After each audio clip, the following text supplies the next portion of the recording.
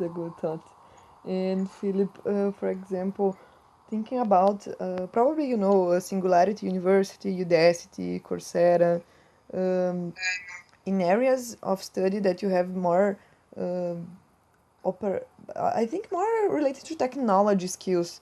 It's easier to be replaced in for universities, traditional universities be replaced by this kind of courses because they don't need certification, like for example medicine, or when you study law, for example. When you are related to technology, I noticed that it's easier you do classes online because the companies, for example, on the job market, they don't um, they just how can I put it for you? They just are interested if you really know how to do the job or if you don't.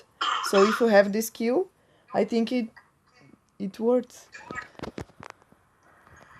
Well, are you saying that universities should invest in technology? I don't understand your question very well. Okay.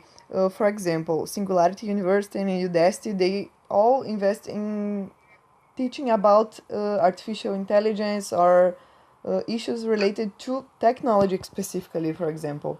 So probably, I don't know if you agree, it's easier traditional universities be replaced by this model of universities when we are talking about courses related to technology, related to skills, related to this kind of skills, to operationalize something, to related to technology, not, for example, medicine, law, this kind of stuff. So it, like you said, business is one of them, and talk technology. I'm seeing that it's a market that online courses are being replaced. But look, it's either you embrace technology or you don't. Once you start embracing technology, there's no end to it. Back in 2000, we made it mandatory for our students to have a portable computer. If they couldn't afford buying one, we had an agreement with the credit union, and they would lend them the money for the purchase of the computer. That included a warranty and maintenance for 3 years at the time of the master's degree. Now, if you look at developing countries today, for example, China has had a strategy of taking over natural resources of a country by using technology. I think Ethiopia is a good example. What they do is that, putting lines around is very expensive. But if you have wireless, well, in Ethiopia, what they did is that they installed for the Ethiopian government antennas all over the country for cellular phones, and then they told them that they'd build them some roads to get the resources from the mines to the ports, and then they'd build the ports. So you see, if you're coming into a country with wireless phones, and then people start using the wireless phones on their computers, and they're starting to learn, well, we're shifting from a traditional paradigm of going to school and kindergarten and elementary school, high school, and university, and being taught programs in a jar, prepackaged. Like, for example, the course you're following is part of a program, right? Yeah. And there's so many credits, and at the end of these 3 years or whatever, you end up with a diploma, right? Yes. But people today can learn without going to university. They could learn online. There are all kinds of things. There's all kinds of parallel things happening in humanity which we never saw before. For example, in business, we used to have business to consumer.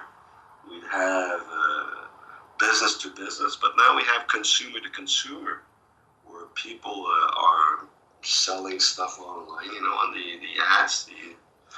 Like we used to have the ads and papers if you wanted to sell your car. Well, now you can sell directly with your iPhone or with a website and so on and so forth. So if people want higher education because the system requires them to have a diploma from a recognized institution, that is one thing, and I don't think it's going to change. But if you want someone who's very intelligent and does not need anything like a diploma, well, they can learn all kinds of things. Look, for example, at terrorism in the world. What are they doing?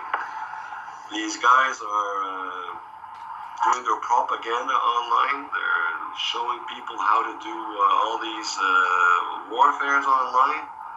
These guys I've never met. This is a very good example of one kind of education, which is wrong. But still, it's doing us a lot of damage. So why couldn't we think of doing something the same way, but for good purposes? You see what I mean? Yes, I understand, Philip. And And actually, one good example is the Roman Catholic Church. They've put all their collections of the Vatican online. They're more and more going for themselves online to reach people further and further away. So, see, technology is a means, but at the same time, it's changing society. But it's for society to decide because it's supply and demand. yes, okay, Philip. I think we finished here. Would you like to add something else, maybe, Philip? No, I don't think so. But what I think we should bear in mind is that you're in Brazil, I'm in Quebec. Yeah, Yes. we're 8,000 kilometers from each other, and we're speaking as we do now. You're going into your spring. I'm going into fall. Soon I'll be covered in snow, and you'll be under the sun. Yes. But we're still talking to each other online. So why can't we? Why should I have to go to Brazil, or you should come to Quebec to learn something? The only reason is to get to know the people, to feel the environment. Like, have you ever thought of coming to Quebec one of these days? Yes.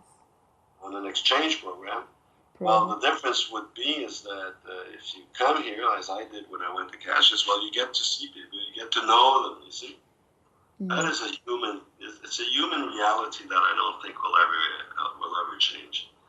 And if the online and technology we have was so great, how come there are so many people in our airports, and why are there so many people traveling the world? It's because they have to need to see each other, to speak to each other, to feel each other. You see what I mean? Yes. Very good point, Philip. And finally, if you ever want to come to Quebec City, to Laval University, and you need contacts, give me a call and I'll try and find people to help you out to get a bursary or in a program or whatever. But as I said, if you want to come to Laval, we have in our business school classes entirely in English. And they're subsidized because the strategy course I'm giving, the English one has only 6 students in it. Yes. Thank you. Thanks a lot, Philip. Probably someday I intend to go. I would like to visit Laval University. And speaking about it, I have a colleague of mine studying there in that moment, Carol Vieira. She's doing a exchange, and I think she arrived at Laval University last week. Oh And yes, well tell her to contact me. You got my email address. yes, Tell her to send me an email, and I'll tell her to come and see me. We'll make an appointment because I'm working most of the time from home, and I can show her around for sure. I could take care of it with my family. My wife's also a teacher, so she's an English teacher. So and we have my wife teaches at a Cégep, which is a community college, and actually there's a friend of hers who's from Brazil who teaches Portuguese at Laval. So I could put her in contact with people. Of course I will, Philip. Thanks a lot. I'm Okay, sure. so tell her not to. Is she at the business school? Yes, probably because she studies international trade. Okay, well, tell her to come and see me. Tell her to make an appointment because I'm never at my office. I'm most of the time at home. Like now, I'm at my cottage in Chicoutimi. So tell her to write to me and not to be shy. Okay. You met me anyway. I'm a nice person, right? Okay, I will tell her. And Philip, I really like to thank you one more time because your contribution would be a very good uplift for my research, and I really enjoyed to interview you. Good. You have a rich opinions, and it was really great. Thank you one more time. Okay, well, take care, and don't be shy. If you want any more information, just send me an email, and feel free to do so. Okay, that's my job. Thanks a lot, Philip. Okay. So bye bye now. Bye bye.